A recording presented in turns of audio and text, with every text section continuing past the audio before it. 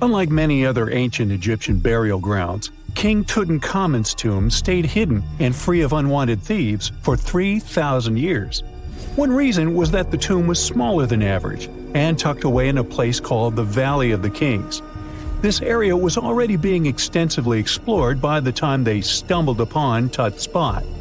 The entrance was all covered in debris from building a nearby tomb, which must have also helped keep it a secret. There were also zero writings or signs on the outside of the tomb. Time passing also played a part in keeping it in amazing shape until the 1920s, when a man named Howard Carter finally made it in. But was Carter that big of a hero?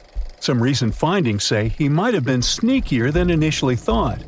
People used to think Carter wasn't just a glorified treasure hunter, he was a true archaeologist. Before Tut, he had been on a relentless quest for Egyptian artifacts. He discovered his interest in these unusual objects when he was a child, and soon started drawing the sculptures and inscriptions that were found in ancient tombs. After stumbling upon the remains of King Tut, Carter spent a decade recording and processing all sorts of objects, like golden thrones, chariots, and statues from Tut's tomb, shipping them down the Nile to Egypt's museum in Cairo. Well, at least that was the official story. More recent discoveries claim that not all of the objects made it to Egyptian officials. A secret letter seems to uncover Carter's little 10 for them, 1 for me policy. The letter in question was sent to Sir Alan Gardiner, a philologist and friend of Carter's, dated from 1922. In these writings, Carter mentioned having found the tomb and was asking his buddy for some advice. In another letter from 1934, Gardiner seems to be thanking Carter for an amulet, which was sent to him as a thank you gift. Carter was adamant that it didn't come from Tut's tomb, but evidently it did. Even the British director of the Egyptian Museum was onto Carter's sneaky endeavors, but couldn't prove it. He compared Gardiner's amulet to others from Tut's tomb, and lo and behold, they were a perfect match. Gardiner was so disappointed to have been put in such a sticky situation that he vented to Carter in another letter. Deciding to be a good friend, Gardiner didn't throw the famous archaeologist under the bus. Instead, he advised Carter to take those stolen goods back to Cairo, just like he'd advise you to like this video and subscribe to the Brightside channel for more amazing videos on the most unique topics in history.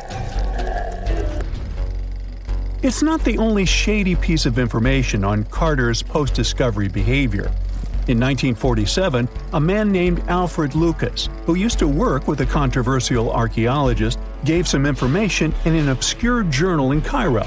He claimed that Carter sneakily cracked open the burial chamber door himself. Then he sealed it back up like nothing had happened before the official uncovering. Now, why would he do that? Well, the same theory suggests that Carter and his crew might have entered the tomb early so they could get their hands on some ancient goodies. Obviously, these people couldn't risk having such objects sold while they were still alive, but made sure they were auctioned off after they passed. Carter, though, never confessed to anything. He made no official denial either, but the Egyptian government couldn't risk any more mysterious disappearances, so they prohibited him from entering the tomb for a while.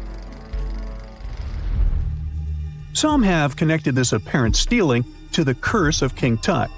If you've never heard of it, know that it became quite the scary tale soon after King Tutankhamun's resting place was uncovered. It claimed that anyone messing with the tomb of the boy pharaoh would face some serious bad luck. It's not all dramatic like a mummy going on an aggressive spree, but word got out that the people involved in disturbing King Tut's lair met some mysterious, untimely ends. The main untimely passing related to this supposed curse is that of George Herbert, the 5th Earl of Carnarvon. He was this British aristocrat who helped fund the search for the tomb. He passed away just a year after the tomb was opened. Now, people love to call it mysterious, but it turns out that Herbert was already in pretty bad shape health-wise when he got to Cairo, and he ended up getting taken down by a regular disease. Now, let's talk numbers. There were a lot of people linked to this tomb opening – security guards, archaeologists, and supporting staff. And sure, a few of them did pass not long after the tomb started receiving visitors. As much as we'd like this curse to be true for the sake of, good storytelling, statistically, if you have a bunch of people connected to opening a tomb, you'd expect some passings just by random chance. The average lifespan for those supposedly targeted by the ancient curse was more than 20 years after the spell was supposed to kick in. Herbert's daughter even lived until the 1980s, that's half a century later. And Howard Carter himself lived until 1935, a solid 16 years after the big reveal. Some have suggested that the whole curse was nothing more than a careful PR strategy. You see, when Tut's tomb was found, Howard Carter wanted to make a priority out of keeping nosy reporters away. So he might have come up with a curse hanging over anyone entering the boy king's resting place. But what was stolen from King Tut's tomb anyway? Well, some jewelry to begin with. It might have been snatched by Howard Carter himself, according to a French specialist.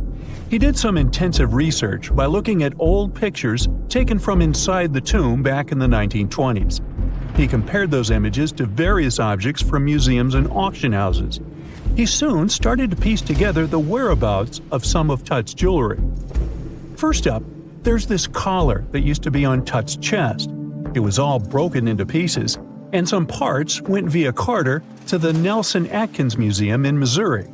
Meanwhile, other bits ended up on a necklace owned by some unnamed people who tried to sell it in 2015 but failed. Even the Nelson Atkins Museum agrees, as they've confirmed the information on their website. Then there's a headdress piece. Some beads from it that once belonged to Tut apparently got stolen by Carter too. They were also strung into a necklace and are now being held at the St. Louis Art Museum. Another fancy collar made out of glazed ceramic magic spent some time at the Met, far away in New York. Thankfully, it was sent back to Egypt a bit over a decade ago. This seems to have been, as you'd expect by now, also stolen by Carter. Missing artifacts aside, King Tut still gave a ton of amazing objects that helped us learn more about this incredible ancient culture. Starting with the famous burial mask. It's this massive 21-inch gold art piece with semi-precious stones and glass paste. It weighs 22 pounds and showcases the boy pharaoh with a long beard and a headdress with a cobra and vulture. On the back, there's this spell from an important ancient Egyptian spiritual book that's supposed to make sure it works just as well in the afterlife. Tut was also apparently a board game enthusiast. They found 4 board games in his tomb, some made of ivory. Archaeologists also found a pair of gold sandals, though you'd imagine they were more for show than for comfort. In fact, the pharaoh probably never wore them in his lifetime. Now, speaking of fashion items, it turns out Tut was quite the fancy ruler. They even found a mannequin in his tomb that was used to pick out, adjust, and store his outfits and jewelry. The boy king seemed to have also enjoyed some music, based on the 2 trumpets historians found in his tomb. Though they were played back in 1935 in a BBC broadcast, the instruments are today considered too fragile to be maneuvered. In November 1922, a boy walked through the desert mountains of Egypt and discovered some ancient steps carved into the rock.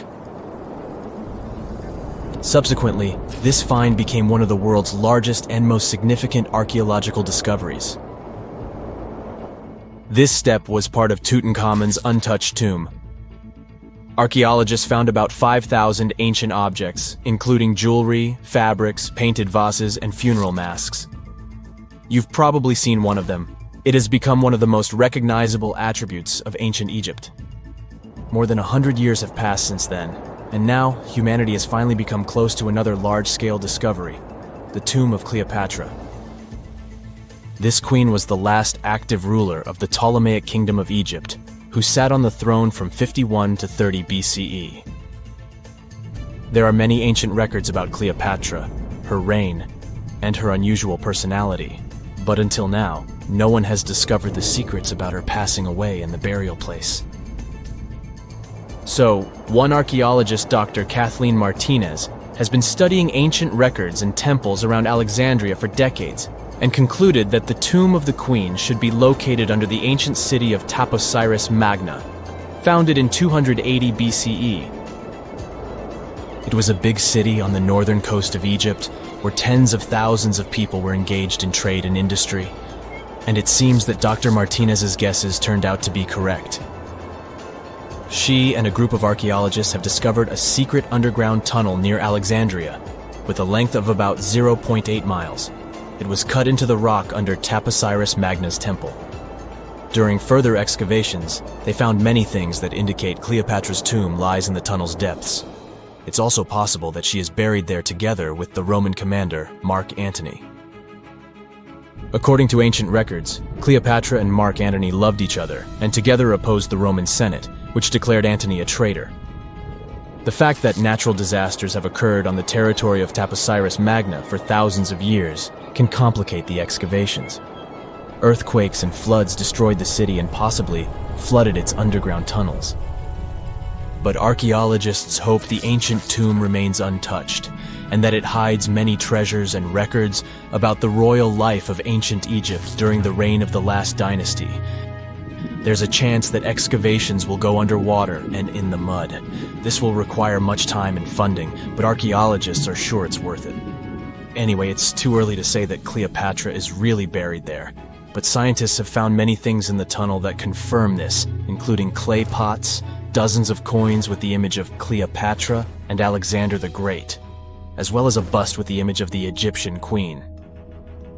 Cleopatra is still one of the most popular personalities in Egypt, on an equal footing with Ramesses III and Tutankhamun. She inspired many films, paintings, and books, but what made her so popular? She became famous for her inconsistency. She was a beautiful, intelligent ruler who pulled Egypt out of the crisis and made it a prosperous power. Medieval Arabic texts say she knew chemistry, mathematics, and philosophy, and may have written several scientific books. She knew several languages and had excellent diplomatic skills. At the same time, there are many legends that she was a femme fatale who drove many men crazy. However, there's no evidence that her beauty was incomparable. The image of a stunning model was created by Hollywood when it made several films where famous actresses performed the role of Cleopatra. And the Roman Emperor Octavian, the adopted son of Julius Caesar, specially created the image of Cleopatra as an insidious seductress because he was her enemy. Even though she was born in Egypt, Cleopatra wasn't an Egyptian. Her ancestors were Greeks, among whom was one of the generals of Alexander the Great. However, the people of Egypt loved her. She learned the language and was very sensitive to the traditions of this country. She knew the history, mentality, and customs of ancient Egypt well. She raised the level of its economy and strengthened its status as a world power. Much of this was made possible thanks to her cunning and impressiveness. She loved theatrical performances and lavish celebrations. She knew how to surprise people and put on a show. But behind the exterior image of a luxury lover was an intelligent and calculating ruler. Ancient Egypt was a rich, luxurious country, and Cleopatra did everything to increase its wealth and strengthen its position in the international arena. For example, she was once in conflict with her brother Ptolemy XIII Odd. The queen knew that she wouldn't be able to resist him, so she decided to attract Julius Caesar to their side.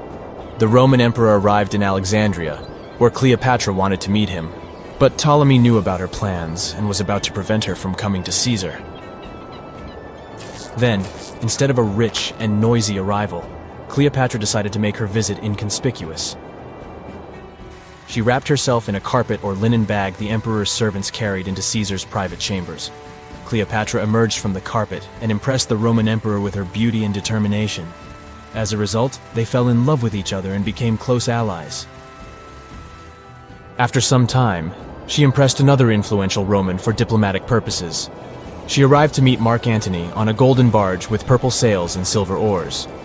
Cleopatra was dressed in the image of Aphrodite and sat under a magnificent canopy.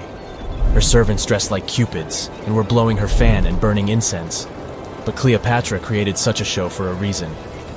She knew that Antony revered Greek mythology, and considered himself the embodiment of Dionysus. As a result, he was so impressed with this woman that he ended up marrying her. Cleopatra defended her crown, strengthened her alliance with Rome, and bore Antony 3 children. In Egypt, they threw big parties and enjoyed wealth with power. However, the relationship of a high-ranking official with the Egyptian queen caused a scandal in Rome. Octavian was Antony's primary opponent in the struggle for power, so he exploited the situation to darken the competitor's reputation. He used propaganda to make Cleopatra an insidious seductress in the eyes of Roman citizens. He accused Antony of succumbing to her charms. The Roman Senate supported Octavian and declared Cleopatra an enemy. In 33 BCE, this conflict reached a high point when Antony's navy clashed with Octavian's fleet. The latter won and forced his enemy to flee to Egypt with Cleopatra. According to some records, they took refuge near Alexandria. Pursued by the Romans, they hid in one of Cleopatra's palaces and met their end. Some legends say that Cleopatra was an expert in poisons. She provoked a venomous snake, a viper or an Egyptian cobra, to bite her. Also, according to another legend, she pricked herself with a poisonous needle. There's a theory that Cleopatra always carried an ampule with poison inside her hairbrush. And when she was cornered, she soaked the needle with this poison and pricked herself. None of this can be said for sure. Scientists are still trying to find out the truth. Perhaps when they reach Cleopatra's tomb, the world will get more answers about her tragic fate. She is considered the last ruler of Egypt. After her passing, Octavian plundered her palaces and temples and returned to Rome, where he became the main emperor. He successfully ruled the country and expanded its borders. His reign ended when he turned 75. World history would have looked different if Cleopatra and Mark Antony hadn't lost that naval battle. By the way, did you know that more time has passed between Cleopatra's reign and Neil Armstrong's flight to the moon than between the reign of the Egyptian queen and the construction of the Great Pyramid of Giza? Armstrong took a step on the Earth satellite in 1969, 38 years after the birth of Cleopatra. And the construction of the pyramid took place in 2560 BCE. Imagine how long the history of ancient Egypt is. Cleopatra is closer to us in time than to the pyramids. When you hear the word mummy, you might get a chill down your spine. That's because most of us associate this word with those creepy characters we've seen in some scary movies. But in reality, mummies have helped us understand a lot about ancient civilizations, their rulers, and about how people used to deal with losing their loved ones. The people most famous worldwide for their mummies are the ancient Egyptians. They believed that some sort of existence after passing away was possible, if certain conditions were met. That's why they insisted on preserving the human body through the process of mummification and placing the mummy in a furnished tomb, kind of like giving it a fully functioning apartment of its own. Why did they believe in this? Well, because they were deeply connected to their natural environment for the most part. They saw the natural cycles around them, like how the sun rose every day, followed by the moon, or how new life was always sprouting from plants, even after they had wilted away. They also believed that the powerful spirit Osiris, who represented the cycle of passing away and resurrection, played a role in this process. To prepare for the afterlife, the ancient Egyptians followed certain rituals, like mummification, which involved using materials like honey, resins, and incense to preserve the body. There's no other mummy more popular than that of King Tut. He was a young pharaoh who ruled over 3,000 years ago in Egypt. The problem with discovering ancient royal tombs is that most of such burial sites were previously robbed. People knew ancient rulers had been left with many valuable belongings, so those locations became vulnerable to thieves. When King Tut's tomb was opened in 1922, people were excited because it had not been robbed, like many other previously discovered royal tombs. That's how well hidden it was. Inside, his mummy was encapsulated in a total of 3 coffins, including one made of gold. The objects found in his tomb showed us what ancient Egypt was like, and studying his mummy also helped us learn about the culture and practices popular at the time when he passed away. We also learned about his family by looking at his DNA. Scientists were able to discover that he had had a disease called malaria and a problem with his foot that might have made it hard for him to walk. Ramses II was another pharaoh in Egypt who ruled for 68 years, which was quite a lot back in the day. He was known for his expansion campaigns and building projects. Many objects from his time as a ruler still exist today, including a large statue of him. Ramses II was about 6 feet tall and lived to be about 90 years old. After looking at his mummy, scientists concluded that he may have had a medical condition that affected his spine. Now, remember those thieves I mentioned before? They are probably the reason why Ramses II ended up in a plain coffin in a secret collection of royal mummies at Deir al-Bahari, which was rediscovered in 1881. Thankfully, archaeologists were able to identify him because his journeys had been recorded on his wrappings. The process was really tedious too. In fact, in ancient Egypt, the mummification process could take a staggering 70 days to complete. A special person would say a very specific speech while delicately handling the body and drying it out using a type of salt called natron. They also used linen and resin to make the body look more lifelike and to wrap it in cloth. The tomb was equally as important for ancient Egyptians. The walls of King Tut's tomb, for example, were adorned with intricate artwork that depicted his journey to the afterlife, from his burial procession to his passage through the underworld. The ancient Egyptians believed that everyone made this journey after passing away, and they filled their tombs with items and paintings to help the person in their spiritual travels. Additionally, the walls of the tomb were decorated with spells from a special book, which contained a collection of poems that the Egyptians believed would help people reach the afterlife. And speaking of how important this journey was, people also placed food in these ancient tombs. In King Tut's tomb, archaeologists discovered 36 jars of vintage beverages and 8 baskets of fruit, which were believed to be left there to help him in his journey to the afterlife. The Egyptians believed that traveling to the afterlife took a really long time, so they left a lot of supplies, such as food and water, to sustain their loved ones. Pharaohs also generally had numerous luxurious garments and beautiful jewelry in their tombs to ensure that they would have a fashionable journey. These items included various types of linen clothing, such as tunics, scarves, gloves, and headdresses, as well as a lot of gold jewelry with precious stones, like bracelets, buckles, pendants, necklaces, rings, and even precious depictions of insects for protection. Some were also deposited with fans made from ivory and ostrich feathers to keep them cool in the afterlife. Some ancient rulers were even placed in their forever apartments along with boats. For example, Pharaoh Khufu built the Great Pyramid at Giza as his tomb, and a large ship was found inside. King Tut, however, was buried with multiple boat paddles, but no actual boat.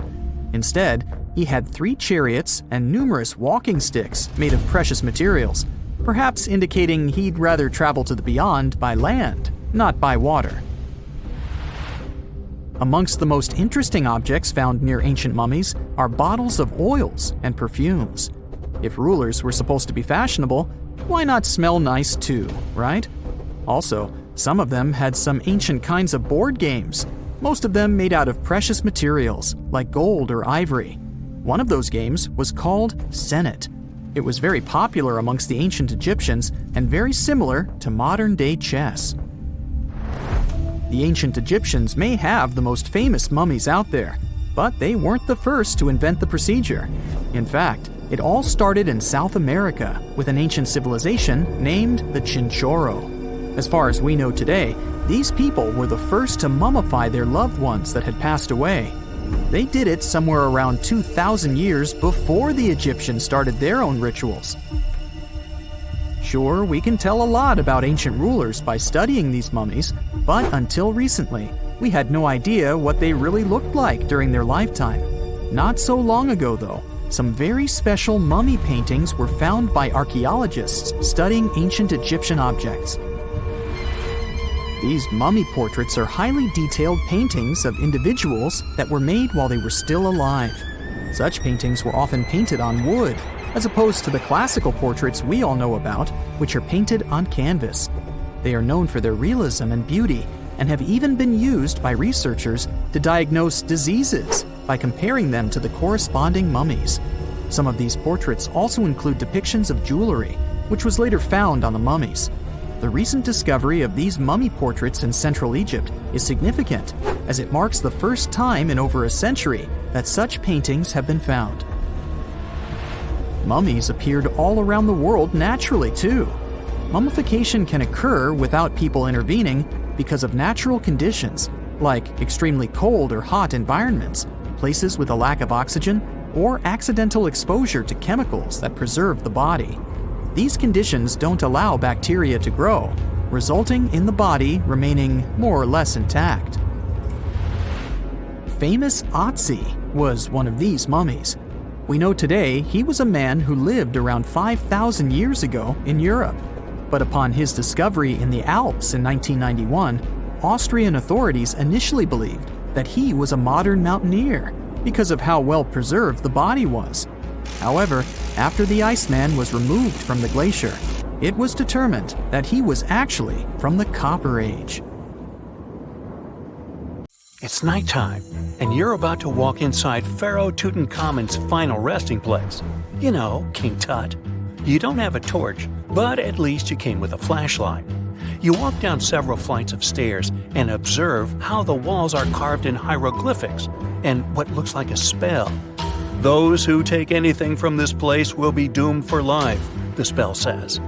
Even if you don't really believe it, this scares you a little bit. You find a huge stone door. Is it a trap? You manage to open it, but oh no, it's only an empty chamber. You check your map. It seems like you're heading in the right direction. After what feels like hours, you realize you must be trapped inside a labyrinth. You try to retrace your steps, but you can't find the door where you came in from anymore. That's it, you think to yourself. You've fallen for the Pharaoh's trap. What's worse, you didn't bring a lunch.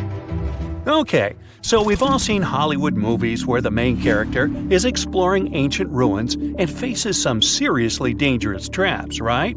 We've been told Egyptian royalty protected their final resting places with venomous scorpions and snakes, sliding doors that will trap you for life, and giant rolling boulders that will crush anyone on their paths. The thing is, were these traps truly real? Well, I regret to be the one to break it to you, but this is all fiction. These elaborate traps were too technologically advanced for ancient civilizations to pull off. That is not to say, however, that there weren't any traps at all. Ancient civilizations, like the Egyptians and the Mayans, are known for their practice of building entire monuments dedicated to the ones who had passed away. These structures would often reflect the position of person occupied in society. So, for the really important people, the VIPs of their times, massive monuments were built to host their bodies long after they were gone. Some of these civilizations believed that a person's life would continue on the other side of the veil. For that reason, a person would be buried together with the belongings of their current life. If they had a lot of money and power and stuff, that meant their resting places would be filled with riches and gold. Now imagine if you lived in ancient Egypt and you knew exactly where all the pharaohs' tombs were located and had heard rumors of the amount of wealth kept in these places.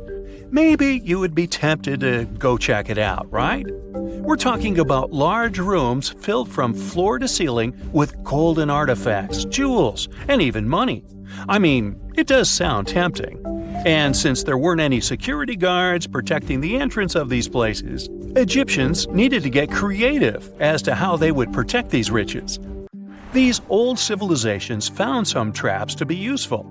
A recurring one was building empty rooms inside the monument to confuse a burglar. Now, let's take a look at Amenhotep III's final resting place as an example.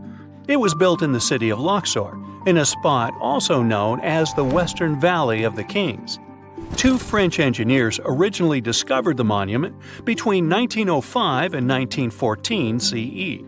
The structure is huge and has more than 10 chambers, connected by long corridors and steep stairways. The king's chamber is the most hidden one, and for an outsider to try and find it, they will probably enter a lot of empty rooms beforehand. Other pharaohs tried to protect their riches by commissioning monuments with false doors concealing pits that were up to 20 feet deep. This way, an unwarned and unwanted visitor would be surprised by the deep hole on their way to the king's resting chamber. Alongside false doors, pharaohs made sure to build labyrinth-style corridors and false walls. This way, robbers could take hours or days before they found the king's real chamber. As to pits with poisonous snakes on them, if there were any reptiles inside these monuments, they probably got inside on their own, and would most likely not stay there for long. There is no way snakes would survive years and years without food inside these pits. So yes, another Hollywood-induced belief right there. If these traps seem boring to you, archaeologists did find an interesting deterrent in the final resting place of the Red Queen of Palenque in Mexico. Palenque was one of the most powerful Mayan cities in pre-Columbian Mexico, and the Red Queen was believed to be the grandmother of the last Mayan king, undoubtedly a person of immense importance to the empire.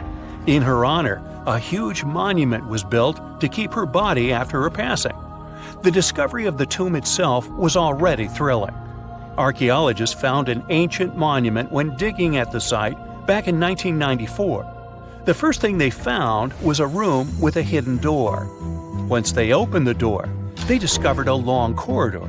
Finally, at the end of this corridor was the Queen's chamber. The team of archaeologists was beyond excited to unearth this chamber with the mummy of the Queen herself still inside it.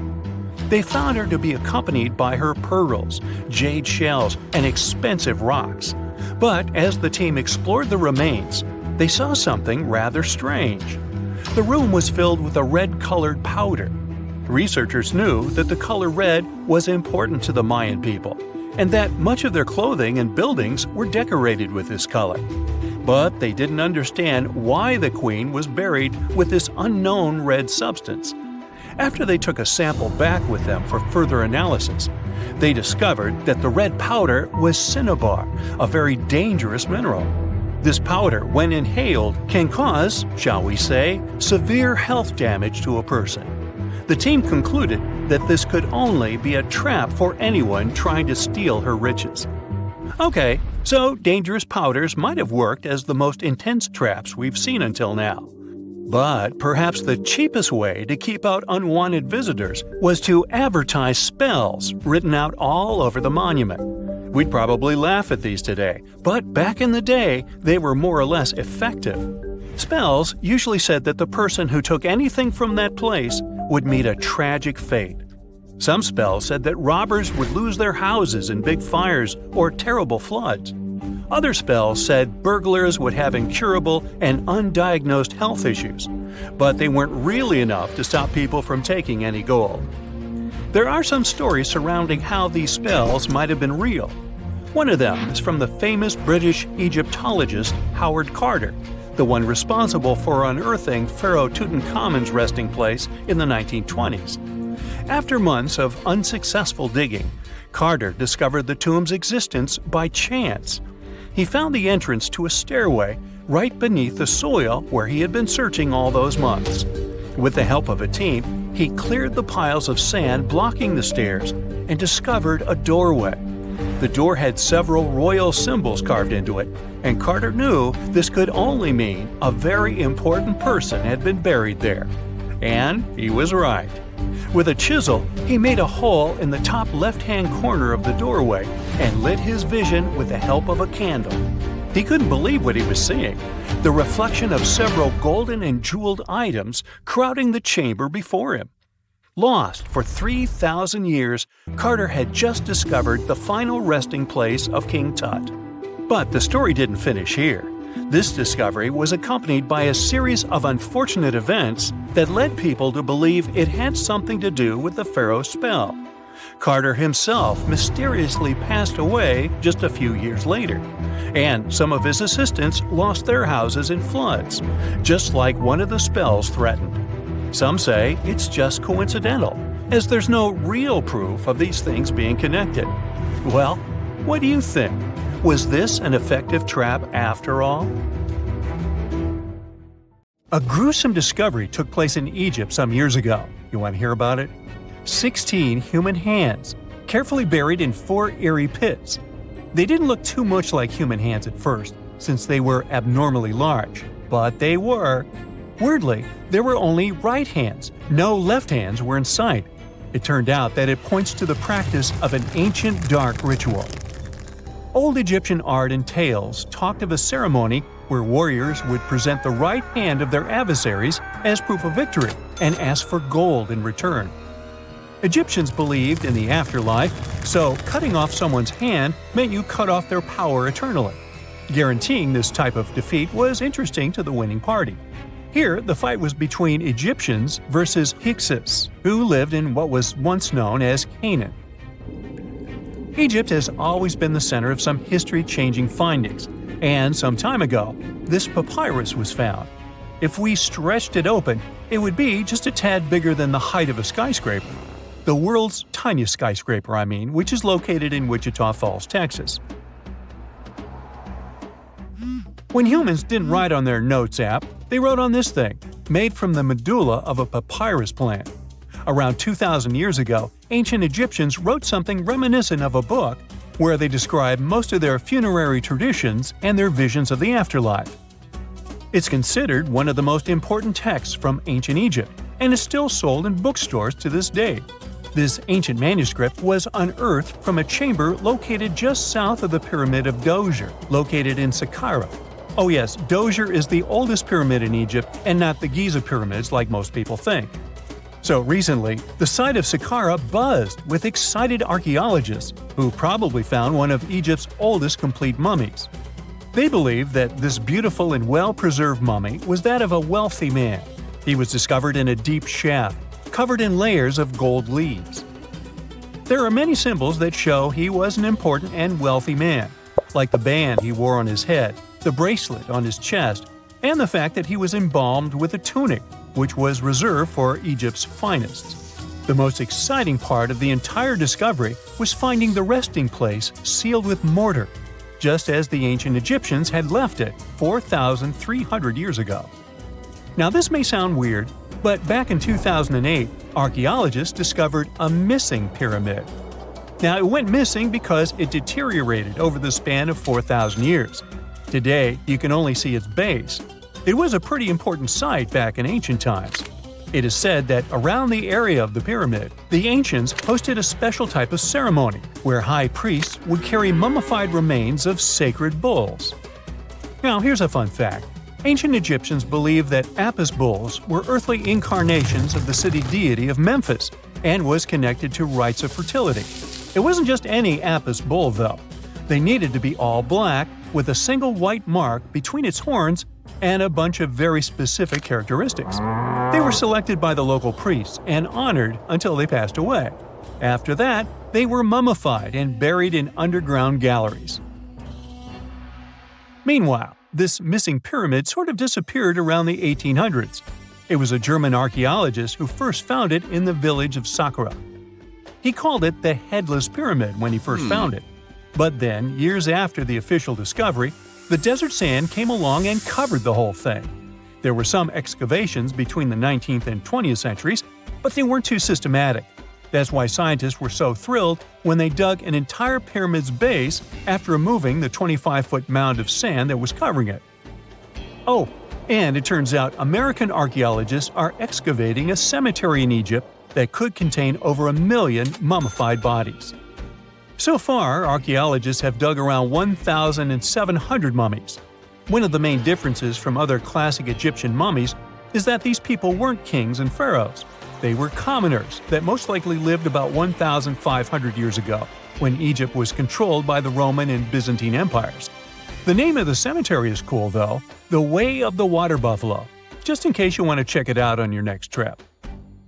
Other than bulls and buffaloes, ancient Egyptians also liked baboons. Are you seeing a pattern here?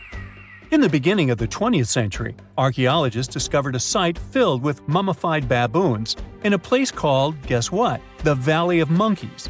An animal wouldn't have been mummified if it wasn't considered important. Certain animals were more important than others, since they were linked to specific deities. Jackals were connected to Anubis, the ancient god of the afterlife, and cats were likened to the female deity Bastet. Baboons were a pretty big deal, since they were believed to be connected to Thoth, the deity of wisdom and advisor to Ra, one of Egypt's supreme deities. The archaeologists who studied these animals weren't too happy. They think these baboons were kept inside and were deprived of sunlight for most of their lives. They had extreme vitamin D deficiencies and they were poorly fed. Maybe Thoth got angry with these baboon keepers. Just a guess. Since there's never a boring day for archaeologists in Egypt, they also found human mummies with golden tongues. Since Egyptians were all about the afterlife, they believed that golden tongues might help a person speak once they pass to the other side. I mean, it's a long shot, but hey, why not? Some of these mummies were placed in wooden coffins with goods, such as necklaces, pottery, golden artifacts in the shape of lotus flowers and scarab beetles, and iPhones. Just kidding. A new temple was also unearthed recently in Egypt. Scientists believe it was dedicated to honor Zeus Cassios. That deity would be a cross between Zeus, the almighty Greek deity of the sky, and Mount Cassios. While digging around the Sinai Peninsula in Egypt, archaeologists spotted 2 pink granite columns poking out of the ground, and bingo. They believe these columns represented the temple's front gate and collapsed during an earthquake many years ago. And speaking of deities, there weren't only super serious deities. Recently, scientists unearthed a golden ring in a city south of Cairo. No, Frodo, it's not magical. It was a normal gold ring, but it had the depiction of the deity of fun, officially named Bes. This deity is often described in sacred texts as a happy chubby dwarf. Today, many tattoos we get are sorta deprived of any sense and are made of aesthetic purposes only. In ancient Egypt, though, women would get tattoos as a token of protection for childbirth. That's what scientists think, at least. Around the Nile region, scientists found some mummies that had well-preserved tattoos, which is a rarity since the skin deteriorates so easily. 2 of these women tattooed their lower backs, and the drawings were simple. They were mostly pictures, including that same chubby dwarf we just talked about, Bes. He also had a side hustle as the protector of women during childbirth. Now, would you believe me if I told you ancient Egyptians invented robots? No? Well, that's because that's not entirely true. Sure, they were astronomers, mathematicians, and engineers, and somehow they also squeezed an eccentric invention into that package. An automated deity some scientists called Hathor. This wooden statue had been in the Metropolitan Museum of Art for years before someone noticed its secret. With the help of an X-ray machine, specialists discovered a mechanical operating system inside it. The pulley-like axis goes from the statue's shoulder to her left leg. When the system rotates, the statue raises and lowers her hand. Hey, pick me! I got my hand up here.